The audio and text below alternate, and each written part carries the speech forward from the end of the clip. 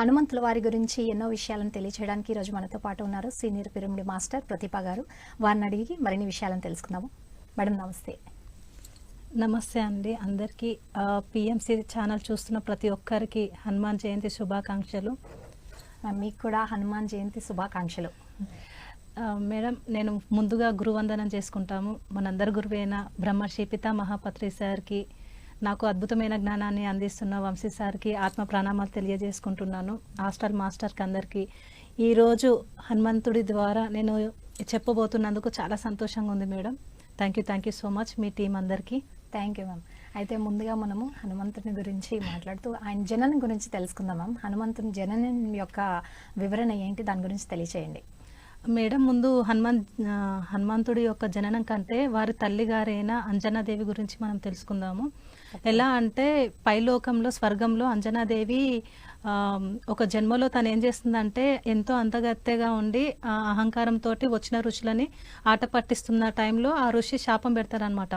అంటే వానరల్లాగా నువ్వు ప్రవర్తిస్తున్నావు, నీ చేష్టలు ఇలా ఉన్నాయని శాపం పెడతాడు. పెట్టినప్పుడు ఆవిడ ఏం చేస్తుందంటే రియలైజ్ అయిపోతుంది. తన తప్పు తను తెలుసుకొని ఆ ఋషికాలు పట్టుకొని నాకు శాపం నుంచి విముక్తి చెయ్యండి అని కోరినప్పుడు ఆయన చెప్తారనమాట, నువ్వు భూలోకంలోకి వెళ్ళిన తర్వాత వానరుల్లాగా నువ్వు జన్మ తీసుకున్న తర్వాత నీ గర్భంలో ఎవరైతే జన్మిస్తారో వారి ద్వారా నీకు ఈ శాపం అనేది పోతుంది అని చెప్తారనమాట. చెప్పిన తర్వాత అంజనాదేవి ఏం చేస్తుందంటే జన్మ తీసుకుంటుంది. ఒక వానర రాజు అయినా ఆయనకి కూతురుగా జన్మ తీసుకున్న తర్వాత పెద్దగా అవుతుంది. తర్వాత విద్యాబుద్ధులు అన్నీ నేర్చుకుంటుంది. తర్వాత వివాహం కూడా జరిగిన తర్వాత ఆయన అంజనాదేవి భర్త అంటారనమాట, మనకు సంతానం కోసం నువ్వు ధ్యానం చెయ్యి, నేను అడవి అంతా తిరిగేసి వస్తాను, నువ్వు ధ్యానంలో కూర్చో, నీకు రక్షణగా ఉండడానికి వాయువుని నేను రక్షణగా పెట్టిపోతాను అన్నప్పుడు ఆమె ధ్యానంలో కూర్చున్న తర్వాత ఏంటంటే ఆమె గర్భంలోకి ఆ శివుడు అంశ అయిన హనుమంతుడు తన గర్భంలో రెడీగా ఉంటాడనమాట జన్మ తీసుకోవడానికి. ఈ శివుడు ఎందుకు జన్మ తీసుకోవాలి అంటే అధర్మంగా వెళ్ళే దానిని ధర్మంలోకి తీసుకురావాలంటే ఆయననే ఈయన హనుమంతుడి రూపంలో జన్మ తీసుకుంటాడు. దీనికి కూడా ఒక కథ ఉంది, ఒక స్టోరీ ఉంది. గతంలో విష్ణువు సహాయం చేస్తాడు పార్వతీదేవికి, శివుడికి చేసినప్పుడు శివుడు ఏమంటాడంటే, భూమి మీద నువ్వు జన్మ తీసుకున్నప్పుడు నీకు నేను రాముడుగా నువ్వు వెళ్ళినప్పుడు నీకు తోడుగా నేను ఉండి సహాయం చేస్తాను, నీతో పాటు నేను ఉంటానని చెప్పేసి ఈ జన్మలో రాముడు భూమి మీద జన్మ తీసుకున్నప్పుడు హనుమంతుడిలాగా శివుడే ఆయన అంశ ద్వారా ఈ అంజనీదేవి గర్భంలోకి వస్తారనమాట. తర్వాత ఎప్పుడైతే హనుమంతుడు జన్మిస్తాడో, ఆంజనేయ స్వామి జన్మ తీసుకుంటాడో, పెద్దవాడు అవుతూ ఉంటాడు. అయిన తర్వాత ఏం చేస్తారంటే అడవిలో తిరుగుతున్నప్పుడు ఆయనకు ఆకలేసినప్పుడు ఆ సూర్యుని చూసినప్పుడు ఒక పండులాగా అనుకున్నాక నేను దాన్ని తినాలి అని చెప్పేసి దాన్ని పట్టుకోవడానికి ఎంతో వేగంగా వెళ్తుంటాడు. వెళ్ళే కొద్దీ అది ఇంకా దూరంగా వెళ్ళే వరకు ఇంకా వెళ్తూ ఉంటాడు. వెళ్ళినప్పుడు వాయుదేవుడు ఏంటంటే గర్వంగా, అంటే నా వల్ల జన్మించిన, అంటే ఆయన రక్షణలో ఈయన పెరిగాడు కదా, ఆ అంజనీదేవి రక్షణగా ఈయన ఉన్నాడు కదా, సంతోషం అనమాట. ఆ టైంలో ఏంటంటే కొంచెం సిచ్యువేషన్ మారుతుంది. అక్కడ ఆయన సూర్యుడిని తిందామని వెళ్ళినప్పుడు అక్కడ ఉన్న ఇంద్రుడు ఏం చేస్తాడంటే వజ్రాయుధంతో ఇక్కడ వేస్తాడనమాట. వేసినప్పుడు ఇక్కడ తగిలిన తర్వాత ఆంజనేయ స్వామి పడిపోతాడు కింద ఒక కొండ మీద. స్పృహ తప్పి పడిపోయినప్పుడు ఇంకా వాయుదేవుడికి చాలా కోపం వచ్చినాక ఈ వాతావరణం అంతా గాలి లేకుండా ఆపేస్తాడనమాట. ఆపేసిన తర్వాత దేవతలందరూ బ్రహ్మదేవుడి దగ్గరికి వెళ్ళి మొక్కుకుంటారు, ఇలా వాయువు అంతా ఆగిపోయింది, సృష్టి అంతా నాశనం అయిపోతుంది అన్నప్పుడు అక్కడ చెప్తారనమాట. ఈ దేవతలందరూ ఏం చేస్తారంటే మళ్ళీ ఈ ఇంద్రుడే ఈయన వల్లనే ఇలా అయినందుకు ఆయన వచ్చి మళ్ళీ బ్రతికిస్తాడనమాట. ఆయన మీద చేయబెట్టినప్పుడు బ్రహ్మదేవుడు చేయబెట్టినప్పుడు లేచిన తర్వాత అక్కడున్న యముడు కానీ, బ్రహ్మదేవుడు కానీ, ఇంద్రుడు కానీ, సూర్యుడు కానీ వీళ్ళందరూ ఏంటంటే ఆయన మామూలు మనిషి కాదు హనుమంతుడు. అంటే వాళ్ళకి అర్థమైపోతుంది ఈయన జన్మ రహస్యము, వాళ్ళకందరికి అర్థమైపోయి ఈయన మామూలు మనిషి కాదు, మామూలు వ్యక్తి కాదు అని చెప్పేసి అక్కడ ఉన్న శక్తులన్నీ ఆయనకి ఇస్తారనమాట. అప్పుడు ఆయన ఎంతో శక్తివంతంగా తయారవుతాడు. అయిన తర్వాత వాయుదేవుడు ఏం చేస్తాడంటే అక్కడ అంతా మార్చేస్తాడు మళ్ళీ హనుమంతుడు మళ్ళీ లేచి కూర్చుంటాడు కదా. అప్పుడు ఏంటంటే కుబేర స్వామి కూడా ఆయన కూడా ఒక ఆయుధం ఇస్తాడు, ఏంటంటే గద ఉంటది కదా, ఆ గద ఇచ్చేయమంటారంటే నీకు ఇది ఎంతో సహాయం అవుతుంది, ఇది నీ చేతిలో ఉంటే అంతా నీ చేతిలో ఉన్నట్టే అని ఒక్కొక్కరు ఒక్కొక్క వరం ఇస్తూ ఉంటారు. అక్కడ ఉన్న దేవతలు అందరూ అలా ఇచ్చినప్పుడు ఆయనలో అనంతమైన శక్తి, చిన్నప్పుడు ఎంతో శక్తిని పొంది ఉంటాడనమాట.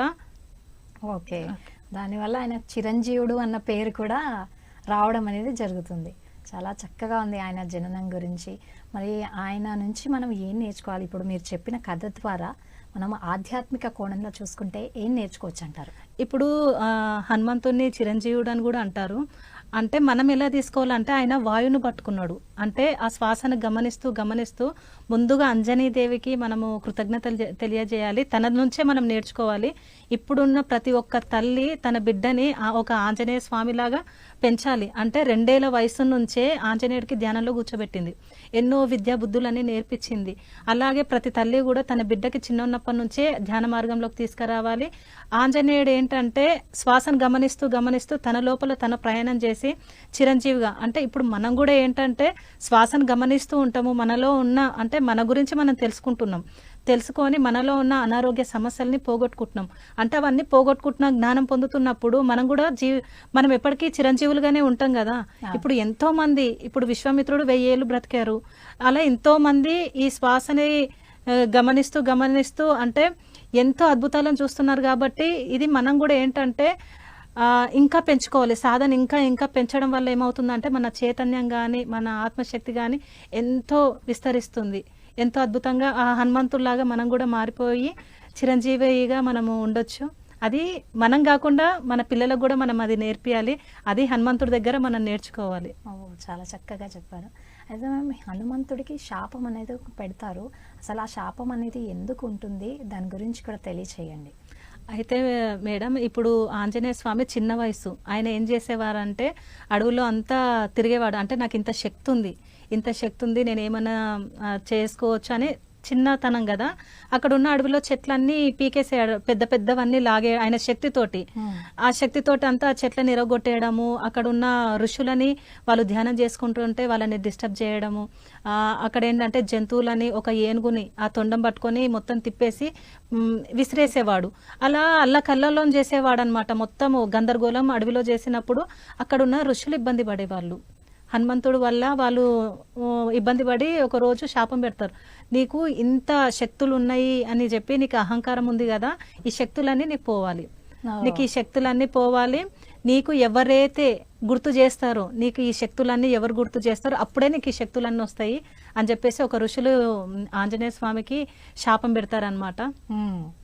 ఓకే, అలా తన శక్తులు తనకు అంత అనంతంగా ఉన్నా కూడా తను మర్చిపోవడం అనేది జరుగుతుంది. అంటే దీనివల్ల కూడా అంటే మనకి ఏవైనా మీరు ఆధ్యాత్మిక కోణంలో మనం చూసుకుంటే మనకి ఏ శక్తులు అయితే ఉన్నాయో మనం అహంకార పడకుండా దాని జోలికి, అంటే ఎక్కడ పడితే అక్కడ ఆ శక్తులను మనం వినియోగించకుండా ఎక్కడ అవసరమో అక్కడ మనం ఉపయోగించుకోవాలి, లేదంటే అవి దుర్వినియోగం అయిపోతాయి అన్నది మనం ఈ కోణంలో చూసుకోవచ్చు. ఇంకోటి ఏంటంటే మేడం, ఇప్పుడు ఈ ధ్యాన సాధన పెంచినప్పుడు మనకు శక్తులు వస్తాయి, థర్డ్ ఐ ఓపెన్ అయిపోతుంది, అంతర్థం అయిపోతుంది. అహంకారం, కొంతమందికి ఏంటంటే అహంకారం వచ్చేస్తుంది, నేను గొప్ప, నాకు అంతా తెలిసిపోతుందని. కొంతమంది మంచి మార్గంలో వచ్చిన వాళ్ళు కూడా చెడు మార్గంలోకి వెళ్ళిపోతున్నారు. ఇప్పుడు ఆంజనేయ స్వామి ధర్మ మార్గంలో ఉన్నాడు కాబట్టి ఒక దేవుడు అయ్యిండు, ఇప్పుడు అందరు పూజలు అందుకుంటున్నారు.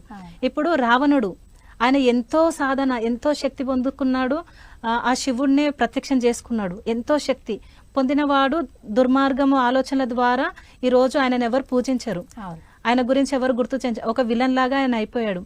అంటే నువ్వు ధర్మ మార్గంలో ఉండి నువ్వు సాధన పెంచుకొని నీ శక్తిని నువ్వు ధర్మం కోసం చేస్తే నువ్వు ఒక దేవుడుగా అయిపోతాడు, లేదు అంటే ఒక రావణుడిగా అయిపోతాడు. ఇక్కడ ఏంటంటే అహంకారంని ఎలా అంటే చాలా మంది అహంకారంతో తనను తాను తక్కువ చేసుకుంటారు, విలువ అనేది పోతుంది. అదేంటంటే ఇక్కడ మనము హనుమంతుడి దగ్గర ఏం నేర్చుకోవాలంటే, మనం ఎంత ఎదిగినా ఎక్కడికి వెళ్ళినా మనం ఎక్కడి నుంచి వచ్చినాం అనేది గుర్తుపెట్టుకోవాలి. ఆ అహంకారమే మనల్ని దిగజారేలా చేస్తుంది మేడం.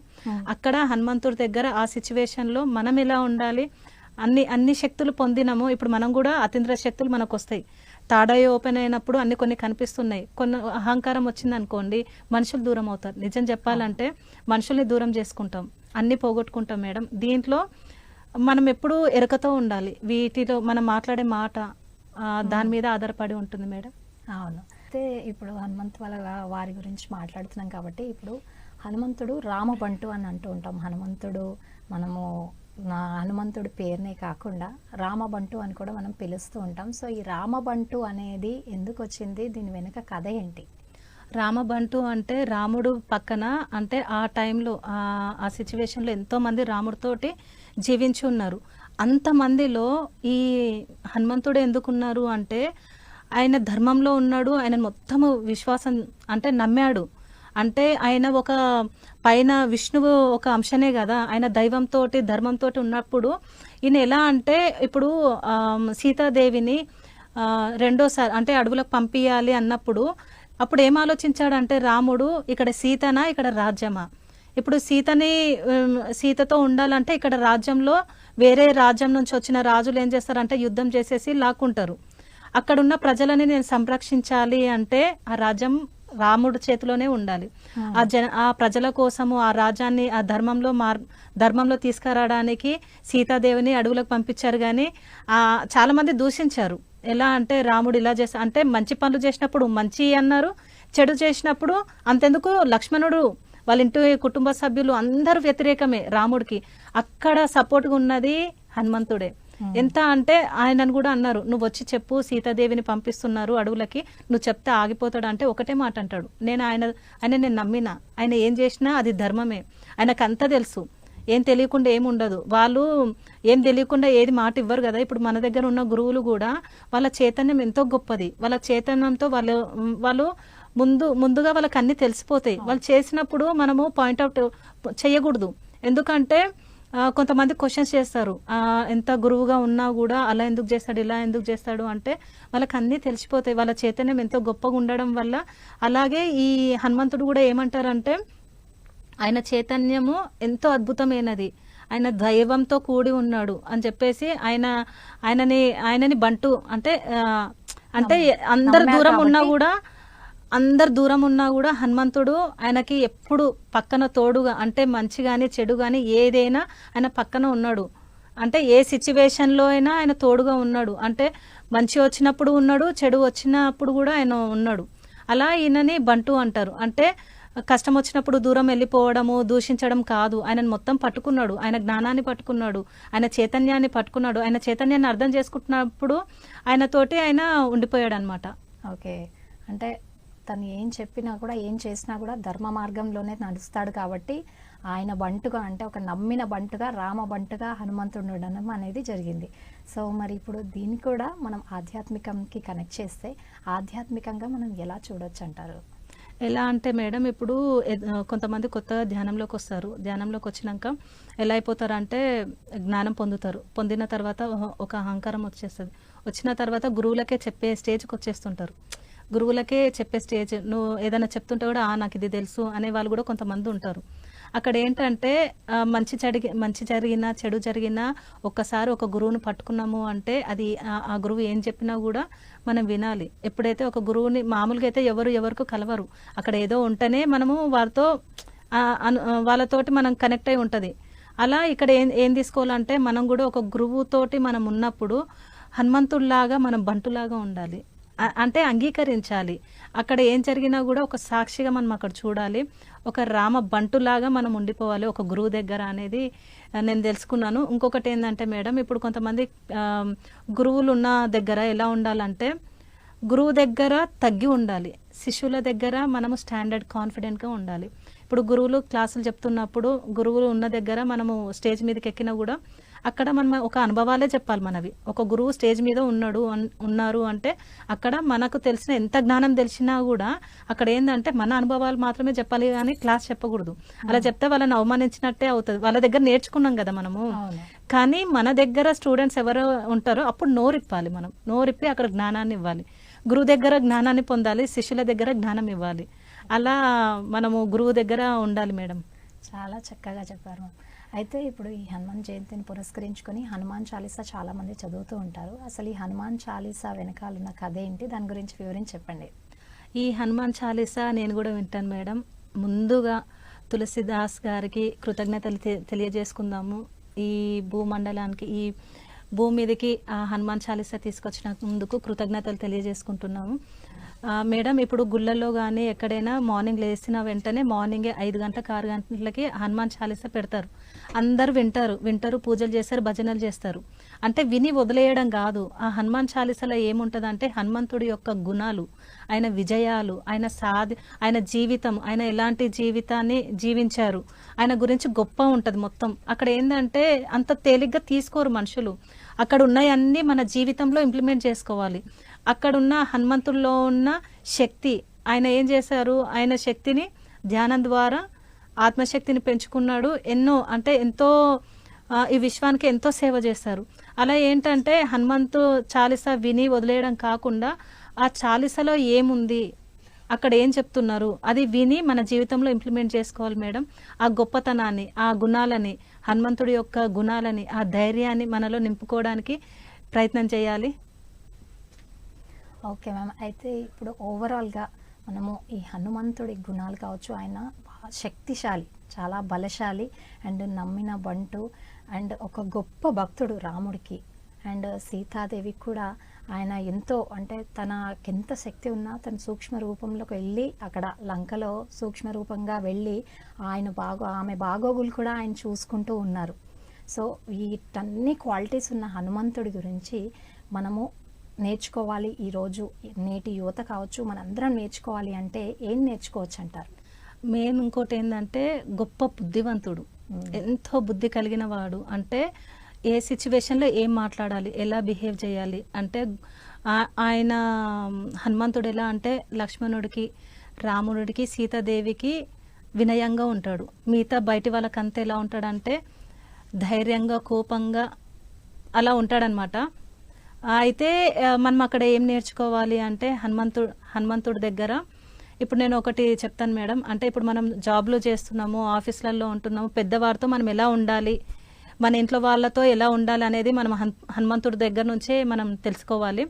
ఎలా అంటే ఇప్పుడు సీతాదేవి అశోకవనంలో ఉంది కదా, అక్కడ ఏంటంటే రాముడు యుద్ధం చేసిన తర్వాత అక్కడ ఆ రాజ్యాన్ని రాముడు గెలుచుకున్న తర్వాత ఏం చేస్తాడంటే ఆ రాజ్యాన్ని మళ్ళీ రావణుడు కొడుకైనా ఆయనకు అప్పచెప్పేశాడనమాట. దీన్ని నువ్వు పరిపాలించు అని చెప్పేసి అప్పచెప్పినప్పుడు సీతాదేవి ఏమంటుందంటే ఆమె కూర్చునే చోట ఒక చెట్టు కింద కూర్చుంటుంది కదా, ఆ వనంలో ఒక చెట్టు కింద కూర్చున్నప్పుడు తన పక్కన రోల్ ఉంటుందన్నమాట. ఆ రోల్ చూసి ఏమంటదంటే చెప్తారనమాట, ఆ రోల్లో ఏది నూరినా కూడా అది అద్భుతంగా వంట తయారవుతుంది అన్నప్పుడు సీతాదేవి ఏం చేస్తుందంటే అది నా వెంట తీసుకెళ్ళిపోతాను అనుకుంటుంది.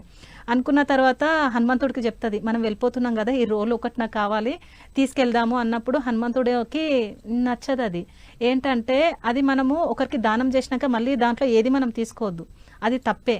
అయితే సీతాదేవి గమనించదు, అది నచ్చింది తీసుకెళ్దాం అన్నప్పుడు హనుమంతుడు కూర్చొని దాన్ని లాగుతూ ఉంటాడు, అది రాదు. అయితే వేరే సుగ్రీవుడు వచ్చి అంటాడు అనమాట, నీకు ఇంత శక్తి ఉంది, పెద్ద పెద్ద కొండల్నే పిండి చేసిన వాడివి, ఈ చిన్న రోల్ నువ్వు తీయలేకపోతున్నావు అంటే ఇది కరెక్ట్ కాదు, అమ్మవారికి తెలియదు, ఇది దానం చేసినాక ఇది వాళ్ళ సొత్తే, ఇంకా ఇది మనం తీసుకోకూడదు, అమ్మవారికి తెలియదు అంటే ఆయన అంటాడు, సుగ్రీవుడు అంటాడు, చెప్పొచ్చు కదా నువ్వు కూడా అంటే వాళ్ళకి అన్నీ తెలుసు కదా, పెద్దవాళ్ళు కదా, మనం చెప్పకూడదు కదా అన్నప్పుడు ఏం చేస్తాడంటే సుగ్రీవుడు వెళ్ళి చెప్తాడనమాట సీతమ్మకి, అమ్మ ఇది మనము రాముడు గెలిచాడు, యుద్ధం చేసి రాజ్యాన్ని గెలిచాడు, లంకని గెలిచిన తర్వాత దానం ఇచ్చినాక మనం ఆ రోల్ తీసుకోవడము అది కరెక్ట్ కాదు కదా, తీసుకెళ్ళినా కూడా అది ఫలితం ఉండదు కదా అని చెప్పేసి ఆంజనేయుడు చెప్పింది ఆయన సుగ్రీవుడు వెళ్ళి చెప్తాడనమాట. సీతాదేవి చెప్పగానే అయ్యయ్యో నేను ఎంత తప్పు చేయబోతున్నా, రాముడు ముందు నాకు ఎంత అది ఉంటుంది, నేను తప్పు చేసేదాన్ని అని చెప్పేసి కృతజ్ఞతలు చెప్తుంది ఈయనకి ఆంజనేయ స్వామికి. అంటే అక్కడ ఏంటంటే ఆయన బుద్ధి, ఎంతో విద్యావంతుడు, ఆయన ఎంతో గొప్పవారు, ఆయనలో ఎన్నో గుణాలు ఉన్నాయి. అంటే ఇప్పుడు సీతాదేవి అంటే వినయం. అక్కడ ఏంటంటే ఇప్పుడు ఒక గురువుకైనా కొంతమంది చెప్పేస్తారు, నువ్వు ఇలా ఎందుకు తప్పు చేస్తున్నావు, నువ్వు ఇది చేయకూడదు అని చెప్తారు. కానీ హనుమంతుడు ఏం చేశాడంటే వినయంగా, అంటే స్మూత్గా ఆయన హ్యాండిల్ చేశాడనమాట. ఇది అక్కడ జరిగే తప్పుని నువ్వు తప్పు చేస్తున్నావు అని చెప్పకుండా వినయంగా అక్కడ చెప్పడం వల్ల సుగ్రీవుడు సీతాదేవికి వెళ్ళి చెప్పడం వల్ల ఆమె రియలైజ్ అయిపోతుంది, అవును ఇది చేసేది తప్పు కదా అని చెప్పేసి అక్కడ వదిలిపెట్టేసి హనుమంతుడికి వచ్చి థ్యాంక్స్ చెప్తుంది అనమాట, కృతజ్ఞతలు చెప్తుంది. చెప్పినప్పుడు మనం అక్కడ ఏం నేర్చుకోవాలంటే ఇప్పుడు మన ఆఫీస్లో కానీ, స్కూల్లో కానీ, ఇంట్లో కానీ ఎక్కడైనా పెద్దవాళ్ళతో వినయంగా ఉండాలి. ఇప్పుడు హనుమంతుడికి ఎంతో శక్తి ఉంది, ఎంతో అసలు అద్భుతమైన శక్తులు అన్ని పొంది ఉన్నాడు ఆయన. ఒక చిరంజీవి, ఆయనకి ఏ చేసేయడానికైనా ఉంది. హనుమంతుడు ఎలా ఉంటాడంటే రాముడు దగ్గర, లక్ష్మణుడి దగ్గర, సీతాదేవి దగ్గర ఎంత వినయంగా ఉంటాడంటే అది మనం నేర్చుకోవాలి. అంటే విద్యావంతుడు, బుద్ధివంతుడు, అంటే ఎంతో జ్ఞానం ఉంది ఆయన. తాడైతోటి అంజన అంటేనే ఆ తాడై, ఆయన ఎంతో శక్తి ద్వారా ఆయన తాడైతోటి అంత గుర్తించగలడు, అంత శక్తివంతుడు, అద్భుతమైన అందరి దేవతల దగ్గర శక్తి పొందిన వారు. అంత గొప్ప వ్యక్తి కూడా సీతాదేవి దగ్గర కానీ, రాముడు దగ్గర కానీ ఆయన ఎంతో వినయంగా ఉంటాడు. వినయంగా అంటే ఇప్పుడు మనం కూడా ఏం చేయాలంటే మన చుట్టూ జరుగుతున్న పరిస్థితులు, అంటే మన వారి పెద్దవాళ్ళు ఉంటారు, మన ఇంట్లో వాళ్ళు ఉంటారు, హార్ష్గా మాట్లాడకుండా వినయంగా, అది హనుమంతుడిలాగా మనం చెయ్యాలి. ఎలా అంటే ఒక సమస్యని మనం గట్టిగా మాట్లాడి పరిష్కరించే కంటే వినయంగా, అది హనుమంతుడి దగ్గరనే మనం అది నేర్చుకోవాలి. రైట్. అయితే మ్యామ్ ఇప్పుడు కొంచెం బియాండ్ వెళ్తే, ఇప్పుడు సీతని అపహరించుకొని వెళ్తాడు కదా రావణుడు, అక్కడికి కూడా జస్ట్ రాముడు ఒక హింట్ లాగా ఇస్తాడనమాట. వెళ్ళి చూసిరా సీతాదేవి ఎలా ఉందో అని చెప్పి ఒక ఉంగరాన్ని కూడా ఇవ్వడం జరుగుతుంది.